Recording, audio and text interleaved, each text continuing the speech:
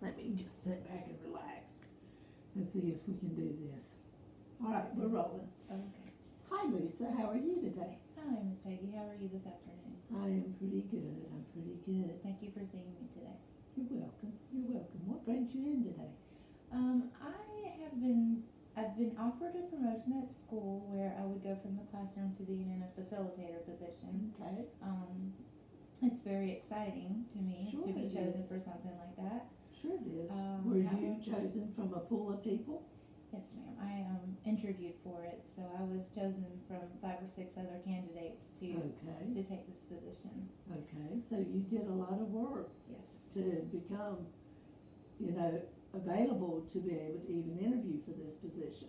Yes, and I've done a lot of work up to this point as far as above and beyond in my classroom to show that I would know how to help others with their classroom. Okay. Now, will this mean that you are working directly with some of your peers? Yes, I will be in charge of planning sessions for different grade levels Okay. for you'll be doing specifically planning sessions? their reading lesson plans. Oh, okay. So I would be helping second grade with their plans for the week for how they're going to teach, the elements of a story, or Okay. help fifth grade decide how they're going to teach a particular novel, that kind of thing, and help them with resources and ideas and things. Okay, so That that would be sounds part like of it. there's a lot to this job, Yes. being able to get resources and things together for your students and your other teachers. Yes. Yeah, so that's a lot. Is there, let me clarify one thing, when you say, facilitating, what does that actually mean? Well, it means that no longer am I in the classroom Okay, all day. I will be in meetings helping other teachers, or in the classroom helping a teacher with a specific lesson, okay, or in meetings with other facilitators deciding on long-term goals for the school, how we want to get through the curriculum in a certain blocks of time to be ready for end of grade testing. oh, end of grade testing is a big deal, isn't it? Yes, it is. Yes, that's So a we big would be deal. meeting a lot about that. Yeah, I'm sure there's a lot of meetings. Do you get anxious doing the end of year, end of session meetings, planning for those? As a teacher, Uh-huh, I do sometimes, yes. yeah, I'm sure.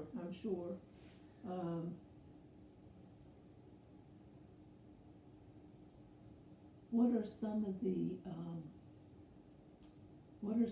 challenges that you think you're gonna meet in this new position? Well, I think first and foremost, I'm so used to the classroom structure. It's it's very different from I walk in my classroom, take care of my kids, and we teach this. I'll have a schedule to a certain extent, but as Okay. a facilitator, there's always things that could come up too, like a teacher's absent and I need to go help find a substitute for that classroom, or Okay, some sort of other emergency occurs that we need staff coverage, immediate staff help. right, Another thing is that whereas as a classroom teacher, I could sign up to do certain after school, activities, parent nights, that type of thing. As a okay, facilitator, they do all of those. Every evening event that goes on at the school, all the facilitators are present for those. wow. So that would be a big change in the schedule that I'm used to having. It would be a huge change. Is there any difference in the pay rates? With the state of North Carolina, if they used to pay a little bit more for having a master's, but they don't even do that anymore. Oh, okay. Um, So you have to have a master's degree for this position? Typically, yes, they hire folks with a master's degree for this type of position. Oh, okay, well, that's good. Yeah. So that means you're very qualified for Yes. this position. Yes. That is wonderful. Where do you think the anxiety is coming from that you were talking about? I think it's really just that fear of the unknown. I think there's a Okay. lot of parts of it that are exciting to me. I've before about being out of the classroom and doing other things to help teachers, other Right. teachers, my peers. But then, you know, when it comes down to something that sounds exciting and the thing that you're very familiar with, you want to run back to the thing that you're familiar with. Right, you sure do. You sure do. And I think that's where I am right now. I'm kind of like psyching myself out of it almost, you know, like, well, you're not going to have time for it, and your kids are going to suffer because you're going to be working extra hours, and what about this, and which I could what about Yes. myself to death. Yes, I can see where those would be real issues for you. I really can. Do you think, now you said you would be working with your peers, right? Yes. You will be doing that. So, is that something that's going to bring about any issues for you? I think that I've always prided myself on being someone who's pretty good at getting along with folks in general. Okay. I do know that a facilitator is a little bit more of a supervisory type of role, Right. and sometimes what I've observed in the past, teachers start to look at the facilitator and think, well, you don't really understand what we're doing. We're in the classroom all day here, and I you're can not in see the that. classroom anymore, so you don't really get it. Right, right. So you have also a responsibility of being present for Yes. these teachers Yes. and being very, Almost empathetic. yes, empathetic to what's going on in the classroom. Mm-hmm. Very good, very good. And, what do you think would be, I don't know, what do you think will be some of the, benefits to you for doing these things? I definitely think that a new position is it's gonna be exciting, and Right. there's a lot of good in that, and I've been in the classroom for a long time, How long have you been in the classroom? 19 years. Oh my goodness, Lisa, that's a long time to be in the classroom teaching students. Yeah, so as much as I love them, Yeah, the opportunity to do something a little bit different is of course very enticing, and right. I want to be able to, I put 19 years into the state of North Carolina. I'd like to be able to help another teacher with the stuff that I've learned all of these years, you That's know? right, you have a lot of experience, strength, and hope to Yes, share, I you do. really do. I know for me, and I'll just share this, when I've had job promotions before, there's been some, there's been an idea that, I have to kind of tout that over my peers a little bit. It's like, Mhm. kind of like, look at me and that Yeah. kind of thing. And I've really had to pull back on those kinds of behaviors because that is not helpful. No. And it's gonna put you off on the wrong foot. Right. In these situations. So, you wanna be, very aware of those kinds of behaviors going in. Also, when I have been in a position to be promoted, over my peers, and, I've had to learn to set an agenda right away. To not let, things go for any length of time so that the flow will be set up immediately, that people will understand that I've got this new position and I mean business. Right. And that we're gonna do this. Right. So, that's really good. What do you see as your goals, for this new position? Well, I want to be able to, as you know, anyone who watches the news knows that reading is always something huge in school, that Absolutely. kids always struggle with reading. How can we increase reading scores? Right. So I want to be able to help the teachers, in whatever grade level it is, to not feel like, this is boring, teaching reading is horrible, but what can we do to make it exciting for us so that it's exciting for the kids and the kids want to do it, Right. Do teachers have a hard time maintaining that motivation They can that with reading. level, especially after a while, with the frustrations of the students and things like that. What happens is that a lot of the end of grade test is nonfiction text, so it's Okay. like reading a newspaper article or a magazine article. Oh, boring. And it's not like, yeah, it's not like read the story about the bears who went to the supermarket.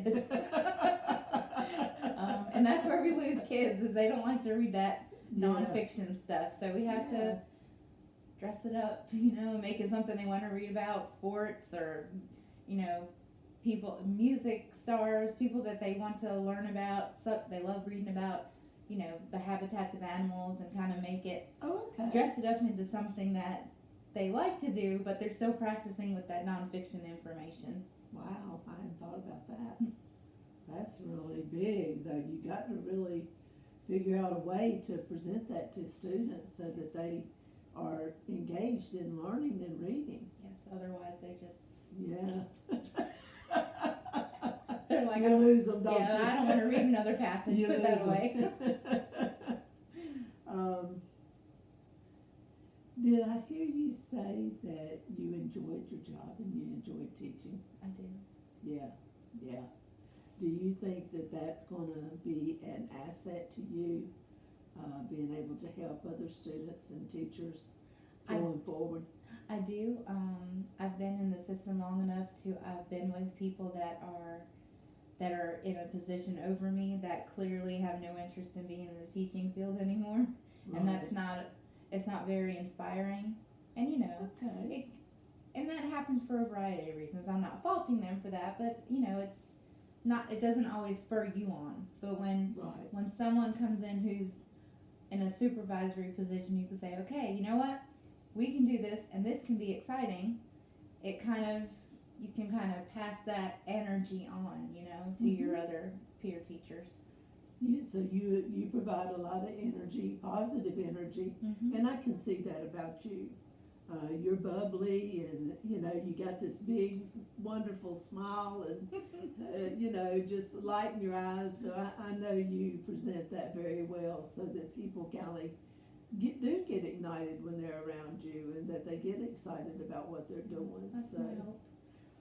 it sounds like a good hope. It really does. It sounds like a good hope.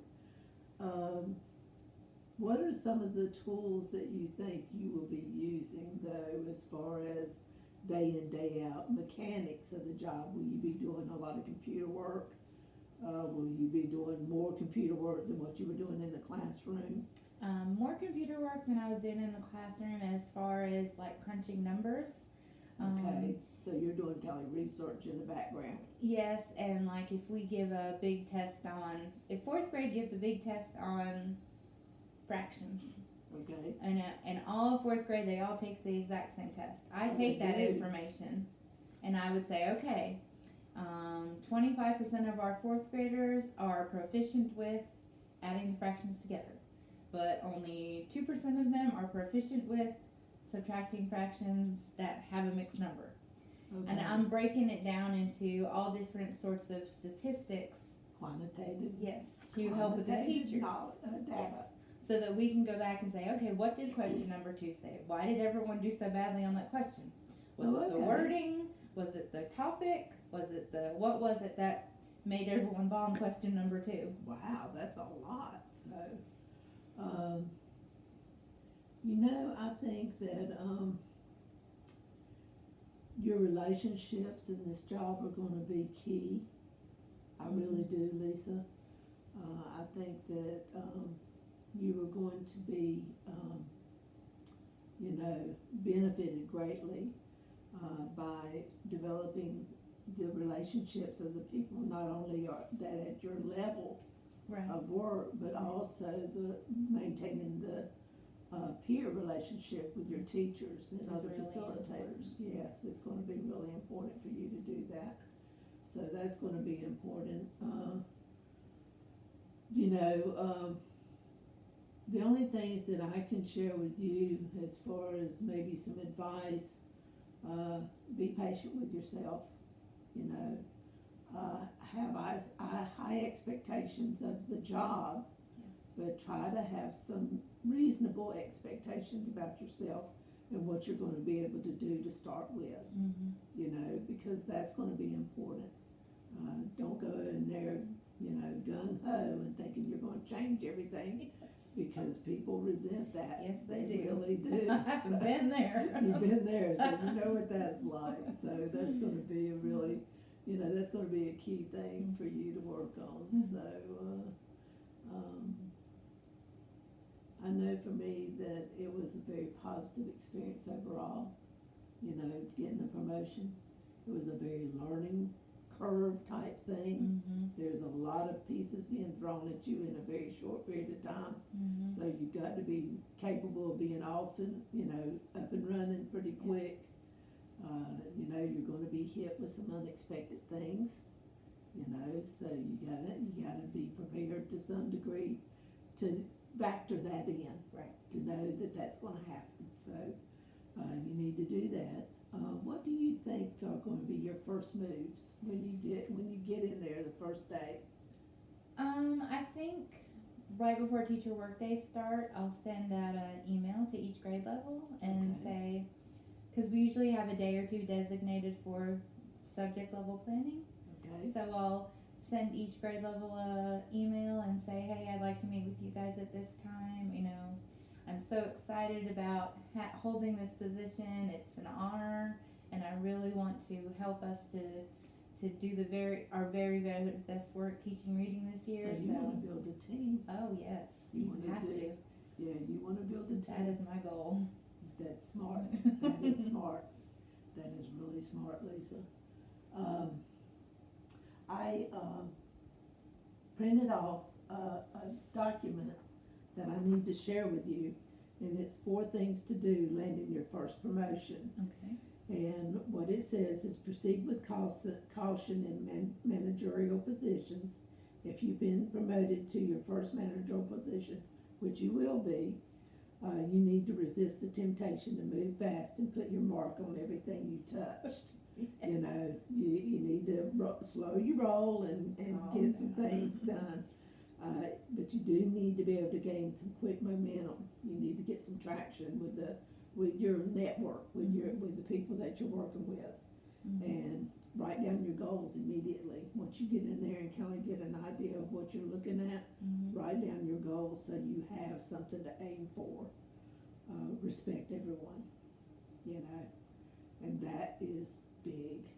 You know, we've got to learn to respect other people, their opinions, their ways of doing things, their attitudes, their reactions sometimes. You know, we have to be prepared for these things, so. And, number 5 is make the most out of your promotion, you know? Yeah. Don't you think that's Absolutely. workable? I think. And so, that's too. kind of short and sweet, that's not Okay, well, anything, that's awesome. you know, really hard to do, but I think you'll be good at it. And, do you have any questions for me? No, this has helped me tremendously. I just kind of, sometimes it takes a lot of power out of the fears once you kind of put it out there out loud. And I had a situation like that yesterday, and it Yeah. really does. once you listen to it back on, you know, you're like, maybe it's not going to be as scary and horrible as I thought. So I appreciate your listening Well, today. you're very welcome. I really appreciate you coming in, and I've enjoyed talking to you. Please know that if in the future, you know, if you need to come back in and if you hit a little bit of a rocky road to begin with, come in and let's sit down and talk, and maybe we can get it straightened out early so that you don't find yourself later on having too many big problems. So Okay. that'd be good. So Well, thank thank you. I appreciate seeing you.